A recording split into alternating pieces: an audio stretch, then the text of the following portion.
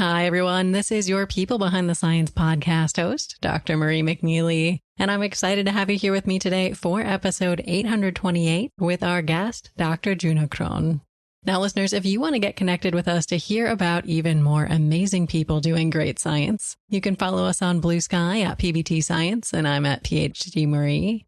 And we have a great conversation on the way from today's guest, so get ready to meet another one of our remarkable people behind the science.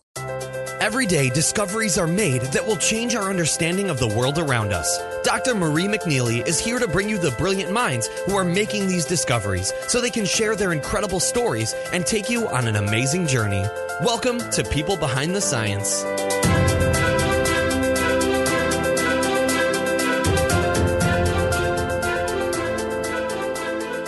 Hello, everyone, and welcome to People Behind the Science. Today, I am excited to be speaking with our guest scientist, Dr. Djuna Croon. So, Djuna, welcome to the show today. How are you? Thanks. Yeah, I'm really good. Thanks for having me. Well, we are excited to chat with you and excited to learn more about you and the work that you do. But before we get started, let me first take a moment to tell our listeners a little bit about you and how you got to where you are today. So listeners, Djuna is Associate Professor in the Department of Physics and the Institute for Particle Physics Phenomenology at Durham University. She received her bachelor's degree in physics from Amsterdam University College and her master's degree in physics from King's College London. Next, Djuna was awarded her PhD in theoretical particle physics from the University of Sussex. Afterwards, she conducted postdoctoral research at Dartmouth College and subsequently at Tri-University Meson Facility, or TRIUMF, which is Canada's Particle Accelerator Center. She joined the faculty at Durham University in 2021. And Djuna, today we are excited to get to know you as a scientist, of course, but also as a person. So can you share, what do you like to do when you're not busy doing science? I've got a variety of hobbies, but also kind of what is most important in my life at the moment, I think, is that I have a 1-year-old and a 3-year-old boy. Mm-hmm. They turned 1 and 3 last weekend. So I think most of the time that I'm not working, I spent with them. And we do loads of things. We go to playgrounds, we go to farms, we bake together, we make cookies together, we do lots of arts and crafts. So that's kind of the primary thing at the moment because I've got young kids. That's kind of a big factor in my life at the moment. Oh, certainly. So what's your favorite kind of cookies to bake?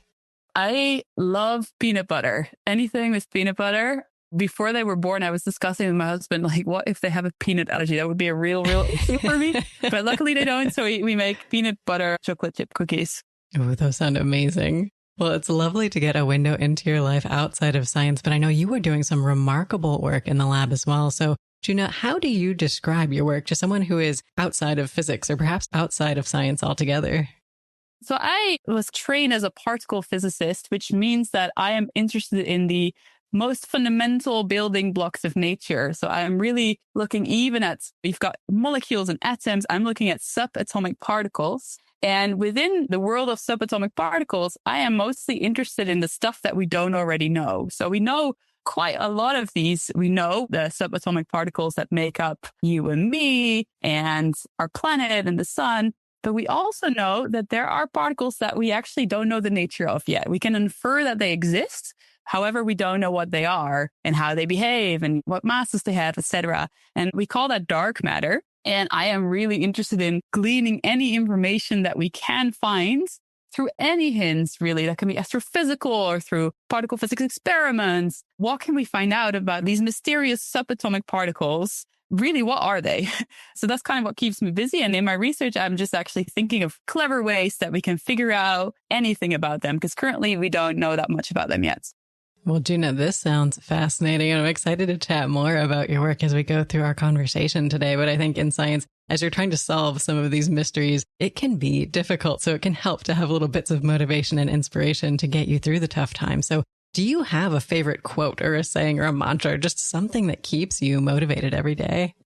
I don't think I really work with a mantra, but what I do know about myself, that I really like puzzles, and my work can sometimes feel a bit overwhelming, like it's a really large question, right? And it's hard to make inroads on such a large problem. But I know I like puzzles. So as long as I can break things down into small puzzles that are solvable, then I know I can make progress and get through a day's work. So I don't know if I've got a mantra for you or a quote, but for me, this is how I work. I think that's fabulous. A good approach to solving these big problems, breaking them down into smaller ones so you get the sort of little rewards along the way too. Yeah, exactly. Well, wonderful to hear more about what motivates you and how you're motivated, but I'd love to talk about the who, perhaps, of your career path. I know scientists get to work with so many amazing people, and maybe you find these role models, these mentors, or just inspirational figures that you look up to. So do you have some of these that you could share with us today that really helped you get to where you are today? Yeah, I think so. So as a woman in theoretical physics, I think going through school and even early university, there just weren't a whole lot of female role models that I had identified yet. And I think that really manifested itself in my head as this career not being for women. But then as I started to learn more and my undergraduate degree and then master's, and then I started my PhD with a female advisor. And as I started working as a researcher, I saw these role models around me, maybe not people that are extremely famous for the general public, but working women scientists that had gone through the career trajectory that I was trying to plow my way through, which is difficult for anyone, right? But there's certain barriers that exist specifically for women. And I could see some of these people who had gone through that before me, and I could actually talk to them. So one person that I will mention is Anne Nelson, who was a theoretical physicist who made a brilliant career out of subatomic particle physics and solving problems in theoretical physics that are solved by particular particles and theories in the early universe. And then my advisor was Professor Veronica Sanz, who studies particle physics phenomenology. So she really works on what can we learn from physics at colliders about fundamental interactions. So these are two people that maybe not the most famous people, but real working scientists that I could talk to and that really helped me see a path forward in this career. Definitely. And I think being able to see yourself in a particular career or position or field is really important. And you mentioned that early on, you were starting to wonder if this career path was for women. Can you maybe take us back even further and share how you first got interested in this particular area of physics? So I think my trajectory into this field is not as common as I hear from colleagues, for example. I think what I hear quite often from people is that they knew they wanted to become a physicist when they were very young, from 10 years old or as a child. For me, it was really not like that at all. Like I wanted to be a dolphin trainer when I was 10 years old, or maybe a baker. I don't think I actually realized the career that I currently have was an option. I don't think I knew what a scientist in my field did at all. So for me, I actually was quite creative and really into the arts. I went to some kind of art school, modules, courses when I was in secondary school. But I was also very interested in mathematics. But for me, I didn't really self-identify as someone who was into STEM. It was just more something that I had some ability in, but wasn't necessarily excited about, or didn't really see that as a big part of myself until I was maybe about 15 or 16. And I think in the Netherlands, the way that it works, so I'm from the Netherlands and that's where I went to secondary school. The way that it works is at some point you will start choosing which courses you want to follow. And I realized, because I didn't know what I wanted to do, that there was a kind of a set of courses that I could take, which wouldn't limit my options further on at all. And that happens to include quite a lot of mathematics and physics, all the kind of STEM subjects. So because I had some affinity for them anyways, I decided to just make sure I didn't limit my options later on. But then for me, the fun kind of started at that point. So it's kind of the second part of secondary school, because some of our physics classes started to include quantum mechanics. And that was just so fascinating and weird to me that I just had to know more. It really sparked my interest because it was just so surprising and interesting and almost unimaginable. That just really grabbed my attention in a way that nothing else really had. And by the time it was time to sort of choose what I wanted to study at university, that became a guiding principle. So even though I still actually went to a small scale university, we were the founding class of this university. It didn't exist before us. So it was a bit experimental and it was supposed to be a wholesome art education. And besides physics, I also took classes in philosophy and Spanish and economic thoughts, quite a broad education still. I primarily went for the physics and mathematics modules within that degree course. And by the time I got to choose my master's and my PhD, I kind of rolled into it. which seems a bit funny because it's such a specific degree, but I actually really just rolled into it. But the reason I think it's nice is because even though I didn't have like a vision from the outset, this is what I want to do and I'll sacrifice anything to do it, I did know at every step exactly what I was choosing because I had experienced what it was like, if you will. So I maybe didn't set out to be a scientist, but by the time I chose being a scientist, I knew what being a scientist was like. And I think I wouldn't have known that otherwise. You know, my career is set up so differently from other careers. I wouldn't have known at 13 what I was choosing, if that makes sense. Definitely. And I think that's a common thread that I hear from a lot of younger folks where they didn't realize that this was a path that they could pursue. And now they're excited about the prospects once they get involved in research or realize that for the first time. Right, exactly. So let's talk about your career path. You mentioned you went to college at Amsterdam University and you then went and got your master's degree. You went to the UK for King's College London. How did you figure out that that's where you wanted to go? I knew I wanted to do a master's. Like in the Netherlands, it's kind of expected, if you will. So I know that in the US, it's slightly different. But in the Netherlands, people do a 3-year bachelor degree and then it's kind of expected to do a master's for anyone. So doing a master's was not necessarily yet a choice to become a scientist. It was really what anyone would do, even if after that you go on and work for a company or, you know, you become a consultant or something like that. So I wanted to do a master's and I wanted to do a physics master's because that was in the line of the courses I'd done in my bachelor's degree. And I also knew I wanted to go abroad because I did a half-year exchange during my bachelor's in Toronto, in Canada, and I just loved it. Being abroad for a while, I got to make new friends and explore a new country and actually living somewhere really was kind of enriching in a way that I didn't feel I got through traveling. So I really wanted to move abroad. And I considered quite a few places within Europe, but ultimately I really liked the city of London and how multicultural and interesting it was as a city to live in for a year. And so I explored the universities there. It happens to also have really good universities. So I applied to a couple of universities there for a master's and ultimately chose to go to King's College, which had a really good program and a program that's kind of in line with the interests that I had in terms of what physics I wanted to study. Fantastic. I think that experience of going abroad can be really enriching and a good idea for people to do early in their career so they can get experience even in different academic cultures. And then you went to the University of Sussex. Can you tell us what brought you there? So during this master's, I started working with two professors at King's College London, Professor John Ellis and Professor Nick Mavramatos. We started studying particular particles which feature in a theory of the universe called supersymmetry.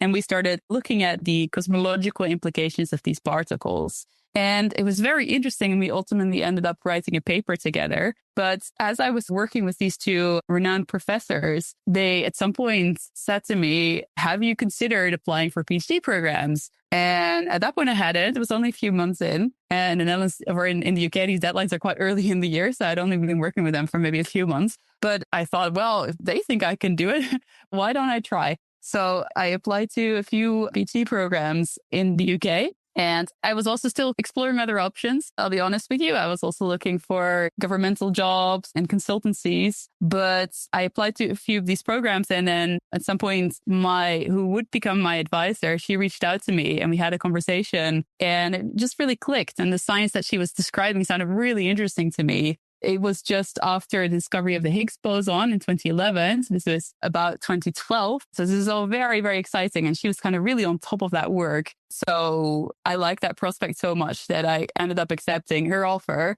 And I just didn't consider any of the other paths that I had been looking at anymore at that point.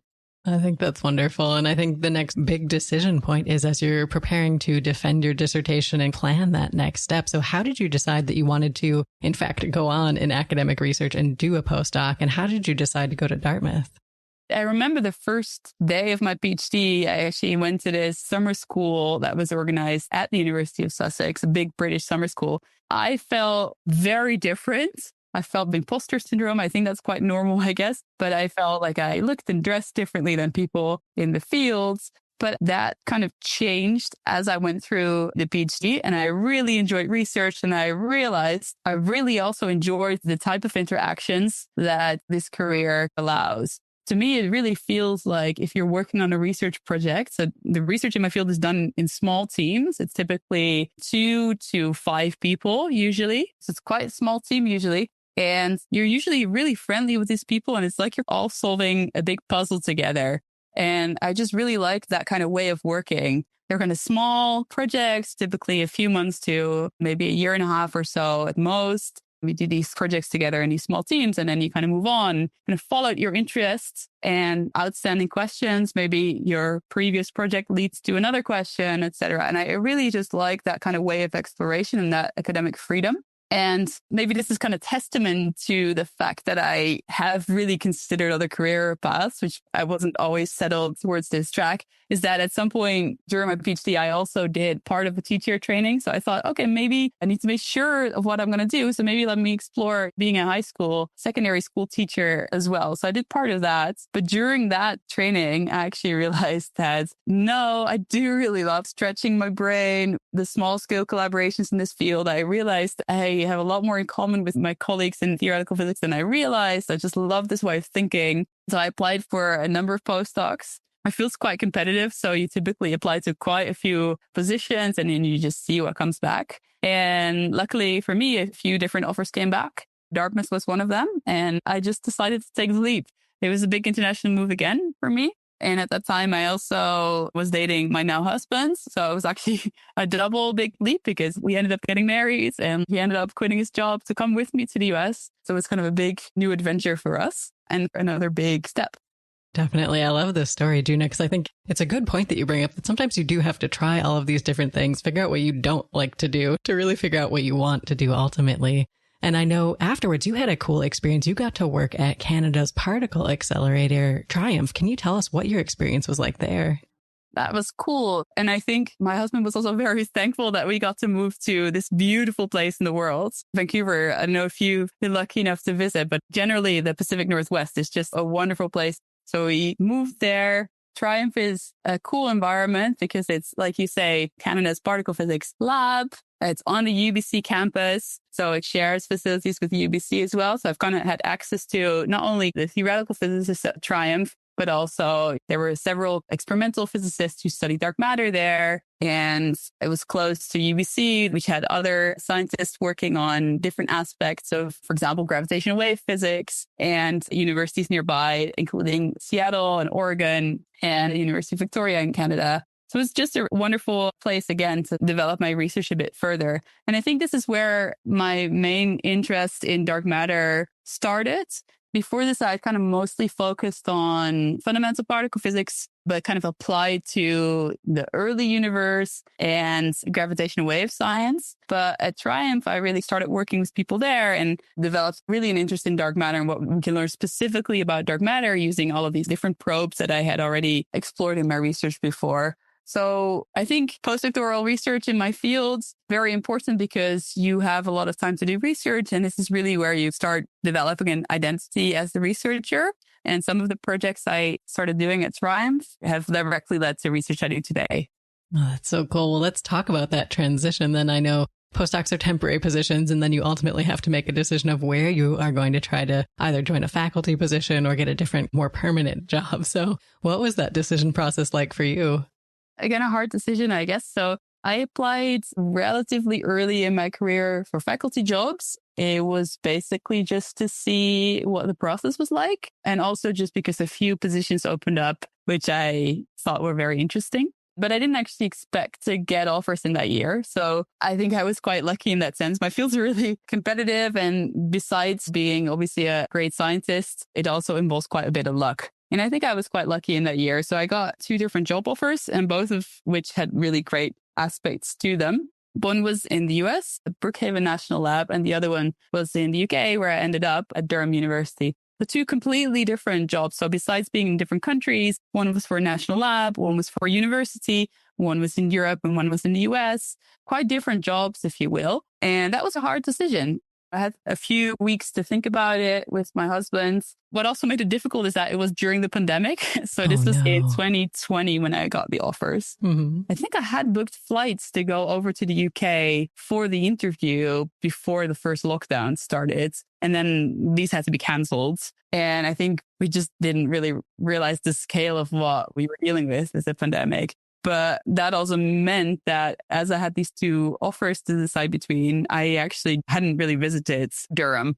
So I tried to just get as much information as I could by talking to people here and over there and getting their perspective on life in these two different places, what the department was like, what teaching was like, etc. And my husband and I ended up deciding to go to the UK because ultimately this is where we wanted to start a family in the UK or Northern Europe broadly. And I was very aware as a postdoc of challenges in making a career in my fields whilst having family responsibilities. This ended up playing a really big role in the decision. I think the other job would have been wonderful as well, but I am very happy where I ended up. Definitely. And you are doing remarkable work there at Durham. So let's talk about what you're doing right now. Is there a particular project that you are working on at the moment, or perhaps that you've completed recently, that you are the most excited about and want to tell us about today? I'll talk not about a specific project, but about kind of a line of research, which I find fascinating. A lot of the work I do is rooted in stuff I started as a postdoc, and this is an example of that. So as a postdoc, I was really interested in learning about dark matter clumpiness, if you will. And dark matter is really hard to study because it's dark, which means that it doesn't interact with light. So it doesn't emit light. It doesn't seem to interact with the particles that we know. So that makes it really, really hard to study. So we can infer its presence purely gravitationally from looking at the trajectories of stars, for example, in galaxies. So we know actually quite well how much dark matter there is. We know that quite well, but we don't really know what it is. And we also don't really know if it's clumpy. And clumpiness is something that in principle you can learn about via gravitational effects alone. And in particular, what you can learn is through gravitational microlensing, it's called. So Einstein has told us that if you've got a big concentration of matter, what it then does, it bends space-time. So stay with me, that's kind of complicated. But what that means is that actually, if you have something that travels along space, if you will, so if you've got, for example, a light particle, a photon, it will travel not on a straight trajectory, but on a curved trajectory if there is matter involved. That means that matter can actually act as a lens, so it can focus light. So it curves light around it, if you will, in such a way that it can focus it or defocus it, but it can focus it, and that's something you can look for. So basically, you can infer the presence of a concentration of matter purely from the fact that it focuses light emitted by stuff behind it. So what I wanted to know is, what can we learn about particular dark matter clumps, particular dark matter structures, which had already been predicted and studied by people? What can we learn about these things just from this lensing effect? And so I started to develop, or actually generalize, this treatment of lensing for these particular dark matter clumps. And I'm still kind of thinking about this now because I realized recently that I can take this effect that I developed in my postdoc, but study this in different environments. And it can change the optics, the lensing that I talked about just now.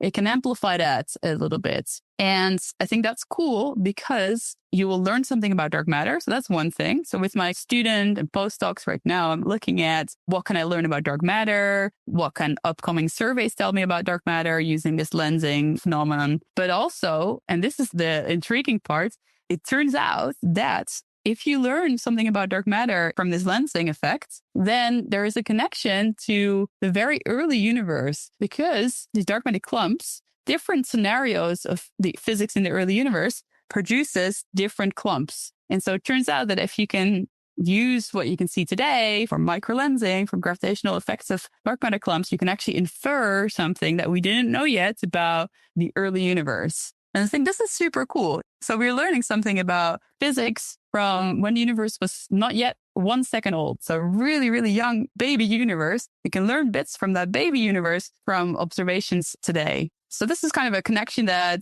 I recently started exploring a little bit more using the work that I've done in the past on microlensing of dark matter clumps.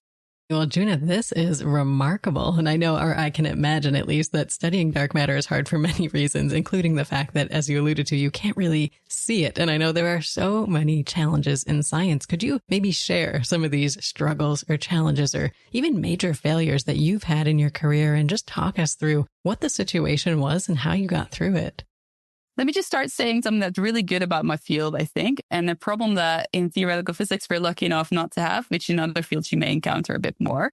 And that is that if someone makes a mistake in a paper and it's important enough, then it is reproducible quite quickly and it will be figured out by the community usually quite quickly. Because normally the computations we do in our work, they're conceptually quite difficult, but technically they can be done by a small team on a reasonable time scale. So that means that you have to be really careful not to make a mistake.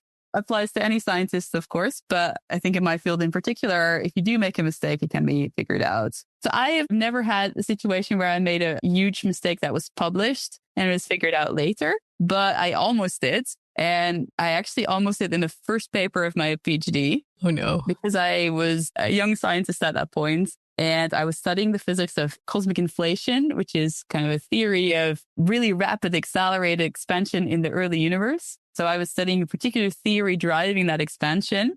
And I was comparing two types of observations, but there were two conventions in the field for defining a particular variable. And I had not noticed that these conventions were different. So I was doing this calculation and I got this enormous effect, which was really cool. The first red flag, right? Yeah. Well, not to me at the time, but yeah, maybe in hindsight, I could have realized. But I was very naive at that time. And I just found this big effect. And obviously this would have been major, I guess. But I realized just in time that I just was working with these two different conventions. I was mixing them up. And when I corrected for that, the effect went away completely. And I ended up not writing a paper about this. It was not salvageable at all, which is a bummer. But of course, it would have been much worse if I had actually written a paper about it. I think that is an amazing story. And I think an important lesson, like you said, for you early in your career. How did your advisor react to all of this, the sort of roller coaster ride?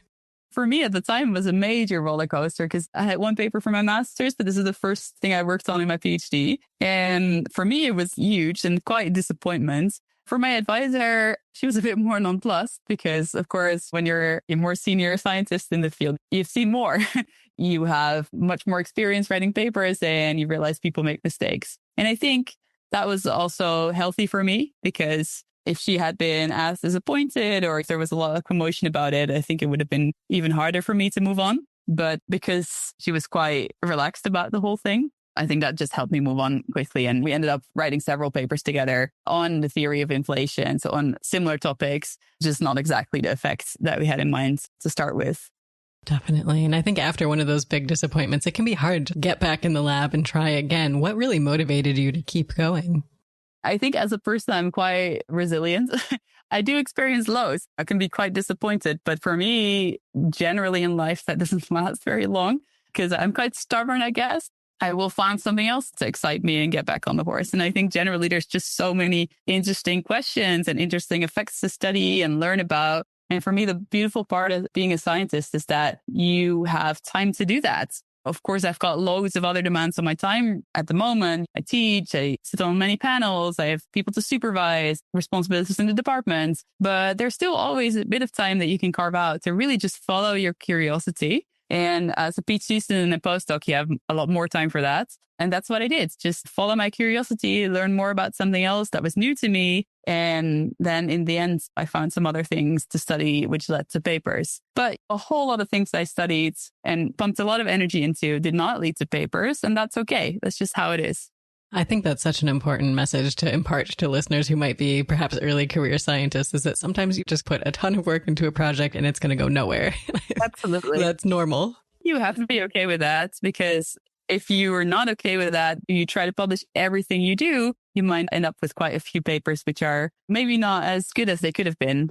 Absolutely. Well, thank you for talking us through one of these almost disastrous but difficult times for you in your career. And I think we don't just want to talk about the challenges. The successes in science are certainly important to talk about and to celebrate as well. So do you have a favorite success story, Djuna, that you'd like to share with us, whether it was a big win or even just a small but particularly meaningful one? So this is right around the time I got my job offers. This was also pandemic time, so kind of really strange time to be a scientist because before this, I was traveling a lot. My field really drives on interactions, these small collaborations that I talked about earlier. So it's really useful to talk to lots of people and actually see them in person and interact with them. And we kind of had to learn to do that a bit differently in the pandemic. what I did is I went to a conference that I wouldn't have traveled there, but I could because it was remote. So because it was remote, I could just dip into some of the sessions that I wanted to dip into without making the huge effort it would have taken to actually travel physically to this conference. And it was cool because I got to go outside of my field a bit. So I was obviously at a particle physics lab. I was interested in particle physics questions, but I also had an interest in astrophysics and astronomy and gravitational wave astronomy. And I went to a few sessions at this conference where people talked about current topics in gravitational wave astronomy. And that's where I learned about something extremely cool that I hadn't heard about before. And that's that the theory of stellar evolution quite robustly predicts that at the end of a star's lifetime, there's an explosion, a supernova explosion. And then if the star is very heavy, a black hole can form. This is how people think black holes have formed. They're the final states of stars. So this I knew, but it turns out that if these stars are really heavy, then there can be another type of supernova explosion, which is so powerful that it doesn't leave a remnant. So instead of a black hole, you end up with nothing. And this blew my mind. This is new. This happens to a range in masses. So for a range of stellar masses, you do not get remnants. So that has implications for the black holes that exist in nature. And what's really good at looking at black holes and figuring out what black holes exist in nature is gravitational waves. So basically binaries of black holes emit these gravitational waves, which we can observe. And so the LIGO-Virgo collaboration from 2015 started detecting all of these gravitational wave and spiral regimes. And by the time that I listened to this talk, which was in 2020, it had seen so many already that you can start to think about not just black holes one by one, but populations of black holes. What populations of black holes are there in nature? And so this question or this result that there shouldn't be black holes in a particular range of masses is something that these LIGO-Virgo-Kagra experiments actually are starting to hone in on. So I went to the session, I heard talks about this, and what I then did is I chatted to one of my friends that I had collaborated with before on Slack, and I said, hey, had you heard about this? Have you ever thought about this? It's called a parainstability supernova. Have you ever thought about this? And it turns out he had, and he said, yeah, I have. And here's this other guy that I talked to about this. We started thinking about this, but we stopped because we didn't think of anything that could observe this effect. And they hadn't thought about gravitational waves as a probe of this effect yet. And it was just kind of really cool. So he brought us in touch. We really kind of clicked, the three of us, and we started writing papers about this together and started exploring this in light of different particle physics scenarios. And I still work with one of these guys very closely today, even though he lives in Hawaii and I live in the UK. So there's almost a perfect offset in time zones. We chat virtually every day. And we have, I think by this point, I looked recently, I think it's 11 papers together, mostly on this topic, some other topics. And it's become a really close friendship. And I actually saw him for the first time in person. Oh, wow. Even though we had 11 papers together, I never met him in person. I saw him for the first time 2 weeks ago. So he visited me in Durham. And this has just been wonderful because it really felt like an old friend. And besides that, we actually get to work together every day and focus on these really cool questions. I think that's so cool. I love that you finally got to meet too. I think being able to interact with somebody in person is a little bit different than the Zoom meetings. Yeah. And even though I feel like I almost know his family because we also share personal stories. And if you kind of work together so closely for so long, you obviously also talk about your home life and what makes you tick. So I felt like I knew him very well. And he met my family and he brought presents for the kids. And it was all really wonderful. And besides that, we worked on another paper, which we hope to release pretty soon. We got quite far working together because there's nothing like working together, sitting in an office and actually working together closely. It's very hard to do that over Zoom, even though we made a big effort at that. But yeah, it was wonderful. So I think that's my success stories, really to do with interesting science, but also with friendship. Absolutely. I think making those connections and collaborations with people who are close to but slightly outside of your area can lead to some really cool research directions. And you mentioned that your work has these really interesting links to astrophysics. And I know you recently published some exciting work on star-like objects called dark dwarfs. Do you want to touch on that project as well? Yeah, sure. So this is actually with this friend from Hawaii and another collaborator at the University of Liverpool who I've worked with, I think, a couple of times. And a student here, this was an undergraduate student, actually. It was born out of a project with an undergraduate students at Durham. In Durham, we get in these projects with level 4 students, it's called. So this is the last year of an undergraduate degree here. And we were kind of looking at what are effects of dark matter captured in different objects, really. I think we originally started thinking about planets, But we ended up thinking about these failed stars, as you can call them. So basically, in the theory of stellar formation, what kind of matters is the star massive enough to heat up enough to start to fuse hydrogen in the core? So basically, stars, they are kept stable by nuclear fusion. So that generates the energy for them to kind of stabilize against gravity. But some stars, in particular lighter ones, there's this kind of transition that happens where the stars lighter than the particular mass, they're not heavy enough to start to fuse hydrogen, and the heavy ones are. And so it turns out these objects, these brown dwarfs or would-be brown dwarfs, they're particularly sensitive to dark matter being captured in the star and annihilating. So what happens then is that dark matter can kind of scatter onto the stuff in the star and can be captured. And then if it finds another dark matter particle, it can annihilate and generate energy in the star. And we originally started thinking about them and simulating them using cellular evolution simulations that we have been using. But it turns out that actually these objects can be studied quite well analytically as well. So what we did in this paper is we kind of developed this analytic framework to capture dark matter that was annihilating in the star. And so it turns out that actually these brown dwarfs, what happens normally without the effect of dark matter is these are failed stars, and they will just, because they're not hot enough to start to fuse hydrogen in the core, they'll just kind of slowly cool down, and they'll just basically ever cool down. There's no mechanism for them to heat up anymore. And so they just keep cooling down. Now, it turns out that if you capture dark matter into such a would-be star, a proto-brown dwarf, then that can stop this cooling down effect. It's going to actually kind of sustain the star because it generates energy in the star, and it can kind of freeze the evolution, if you will. We call that a dark dwarf. It will actually look quite differently because it will not cool down. It will kind of freeze its evolution at a particular effective temperature and luminosity and kind of stop evolving from there, if you will. And it will have different elemental abundances in stars. It's really kind of quite a different beast than the actual stars or the dwarfs that you would otherwise observe. So yeah, this is a really fun effect. And I think this would be a really different object that would exist only in environments where the dark matter density is high enough. And so what that means in effect is that it would be at centers of galaxies where you would find these objects. So something that really wouldn't exist and that has particular markers that in principle you could look for. And besides that, it was just a really fun project because it's not actually every day that you can develop an analytic framework to study something of that magnitude.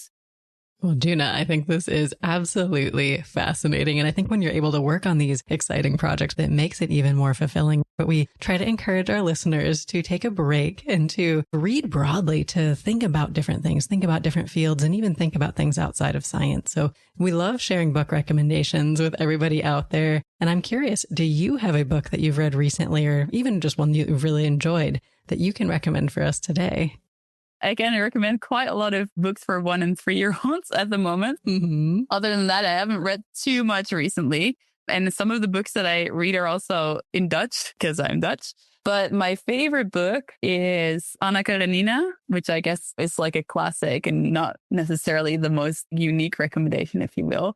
That book's really successful at describing the inner monologue that people have. And I think that's something I thought was really interesting and at times kind of challenging to read.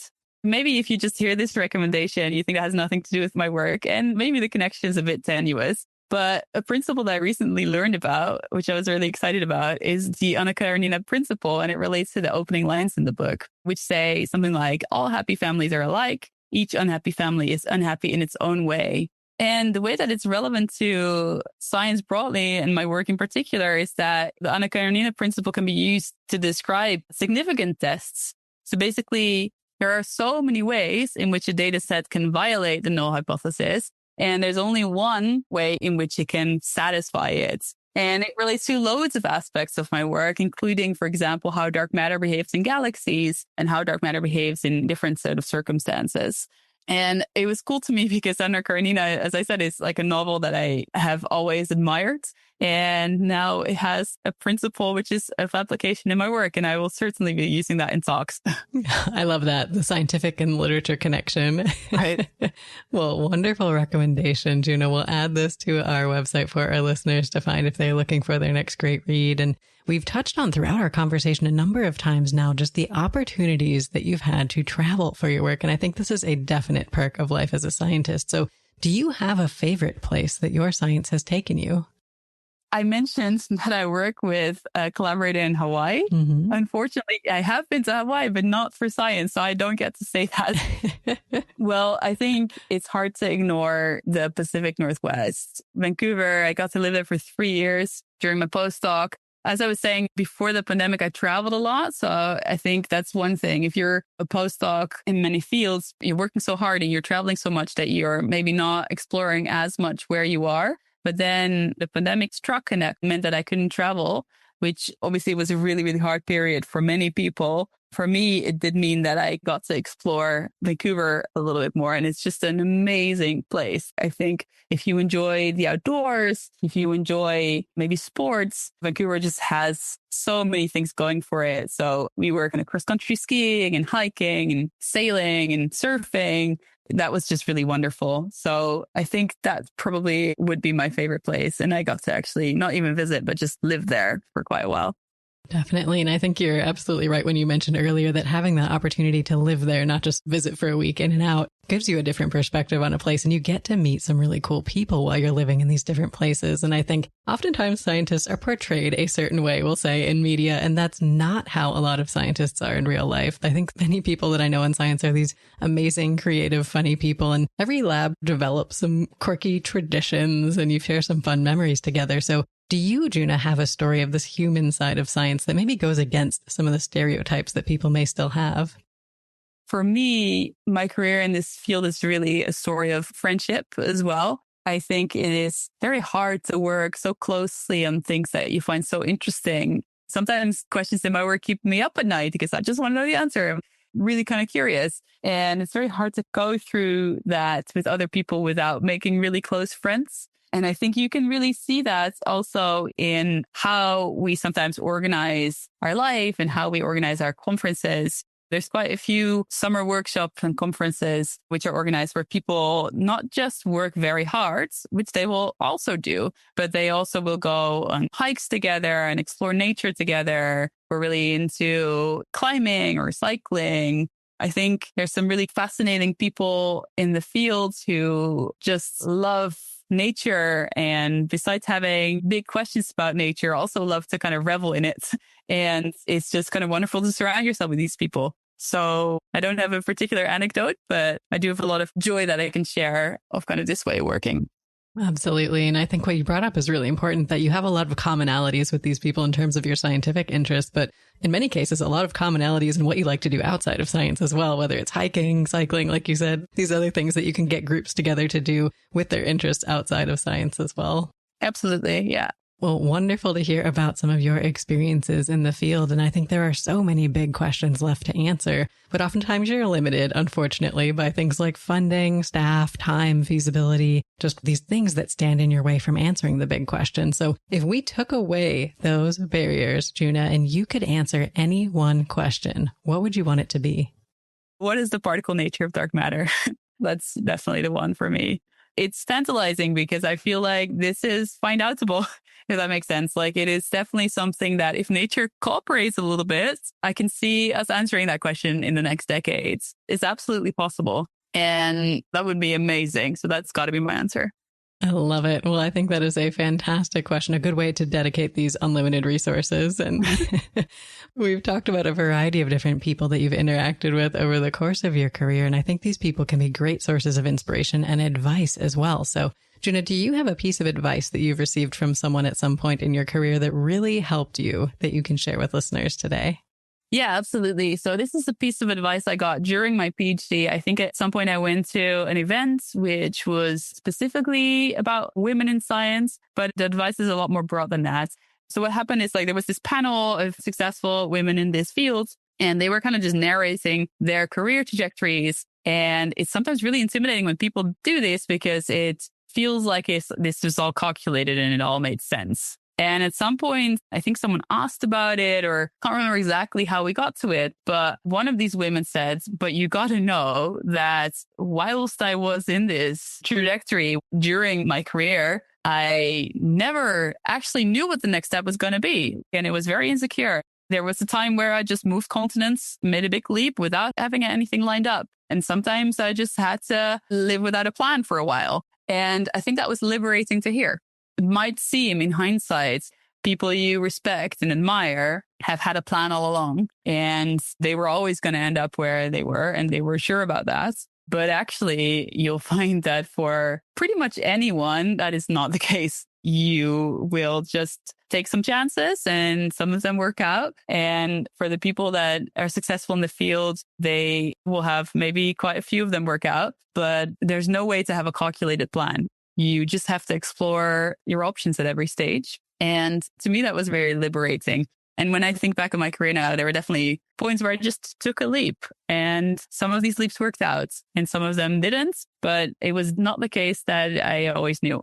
So I think the advice that I would give is that's okay. You do the best you can. You make decisions that you hope will work out. And if they don't, you'll probably land on your feet some other way. That's what was really helpful for me. It doesn't have to all make sense immediately or before you've even lived it. Right. And I think also an important lesson from this story that you shared is just these people who maybe these distinguished faculty, these people with all these accomplishments and credentials in your field are also just people just like you, right? They have the same struggles, they have the same problems, and many of them have gone through some of the same experiences. Absolutely. Yeah. You said that better than I could have. Well, Djuna, thank you for sharing some of your experiences with us today. Is there any other last piece of advice or a last message of inspiration you'd like to leave listeners with? Explore your curiosity. It might bring you somewhere and it will definitely give you a lot of fun and joy. So curiosity is just an amazing thing if you get to follow it in your job or even in your private life. Definitely. Well, wonderful note to end on. Listeners, stay curious out there. And if our listeners would like to learn more about you, Djuna, and the work that you do, where should they go or how should they get in touch? I've got a website. So as I said, I'm a working mom of 2 young children, so I try to keep it updated. It's got some videos of more public talks I've given, etc. It's got some links to my research and some of the even code I've written if you're interested in that, and some of the interviews I've given and media about my work. I would start there. And if you have any questions, I'm always happy for people to kind of email me if they're interested. Fantastic. Well, listeners, definitely check out Djuna's website. She's got some amazing content on there. I've checked it out myself. And Djuna, it's been so wonderful to chat with you today. Thank you so much for your time. Yeah, thank you so much for having me. It's been really interesting to chat. Well, it's been a pleasure to have you on the show and to learn more about you and your work. And listeners, always a pleasure to have you here with us as well. We hope you'll join us again next time for another episode of People Behind the Science.